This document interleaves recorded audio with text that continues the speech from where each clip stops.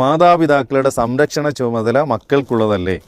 ഭർത്താവിൻ്റെ മാതാപിതാക്കളെ സംരക്ഷിക്കൽ ഭാര്യയുടെ മേൽ നിർബന്ധിക്കപ്പെട്ടതാണോ? ഇസ്ലാമിക രീതി അനുസരിച്ച് ഭാര്യയ്ക്ക് സ്വന്തമായി പാർപ്പിടം നൽകൽ ഭർത്താവിന് നിർബന്ധമാണ്. കുറേ ചോദ്യങ്ങളായിട്ടാണ് ഇവർ അയച്ചിട്ടുള്ളത്. ഭാര്യയ്ക്ക് ഒറ്റയ്ക്ക് വീട് വേണമെന്ന അവകാശം ദീനിലില്ലേ? ഭർത്താവിൻ്റെ മാതാപിതാക്കൾ നോക്കാൻ ഭർത്താവിന് ഭാര്യയെ നിർബന്ധിക്കാൻ അനുവാദമുണ്ടോ?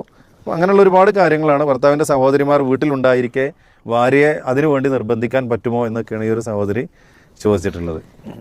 ഇങ്ങനത്തെ ചോദ്യങ്ങൾക്കൊക്കെ എന്ന് പറഞ്ഞാൽ നമ്മളൊരു മറുപടി പറഞ്ഞ് ഗണ്യതമായൊരു തീരുമാനം പറഞ്ഞാൽ അത് നടപ്പിലാവുന്ന കാര്യമല്ല.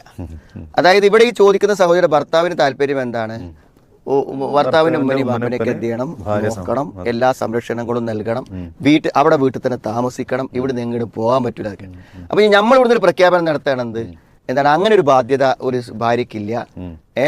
അതേപോലെ തന്നെ എന്താണ്, ഭർത്താവ് ഒരു വിവാഹം കഴിഞ്ഞാൽ അവർ വേറൊരു കുടുംബമാണ്, അവിടെ നിങ്ങൾക്ക് വേറൊരു വീടുണ്ടാക്കി അല്ലെങ്കിൽ വാടക കൊണ്ടുപോകാൻ വേണ്ടത് എന്നൊന്നും നമ്മൾ ഇവിടുന്ന് പ്രഖ്യാപിച്ചാൽ എന്ത് ചെയ്യൂല, അത് നടക്കൂല. കാരണം ഈ ആശയം അയാളോട് പറയുമ്പോൾ എന്താ പറയുക, നിനക്കിവിടെ വേണമെങ്കിൽ നിന്നാൽ മതി, ഇവിടെ നിൽക്കുകയാണെങ്കിലേ എനിക്ക് പറ്റുള്ളൂ എന്നാ പറയാം.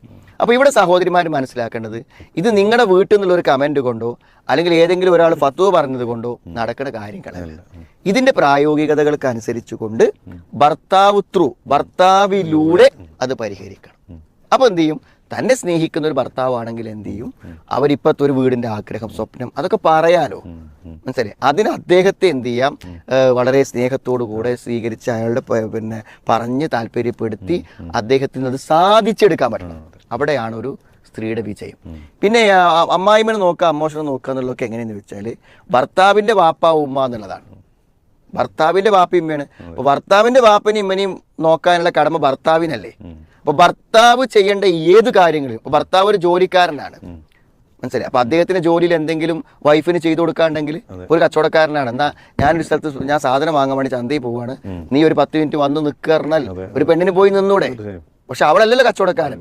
എന്ന പോലെ തന്നെ എന്താണ്, ഭർത്താവിന്റെ ഉമ്മനെയും വാപ്പനെയും അയാൾ നോക്കുമ്പോൾ അയാൾക്ക് കഴിയാത്ത ചില ഏരിയകളിൽ അവരെന്ത് ചെയ്യുന്നു, അവരെ നോക്കാൻ സഹായിക്കുന്നു. അത് ഭർത്താവുമായിട്ടുള്ള ഒരു ബന്ധത്തിൽ നിന്ന് ഉത്ഭവിക്കുന്ന ഒരു കാര്യമാണ്. അത് അവിടെ താമസിക്കുമ്പോഴേ ഇപ്പോൾ ആ പ്രശ്നം വരുന്നുള്ളൂ. പുറത്തു പോയി താമസിക്കുമ്പോൾ ആ പ്രശ്നങ്ങൾ ഇല്ലതാനും.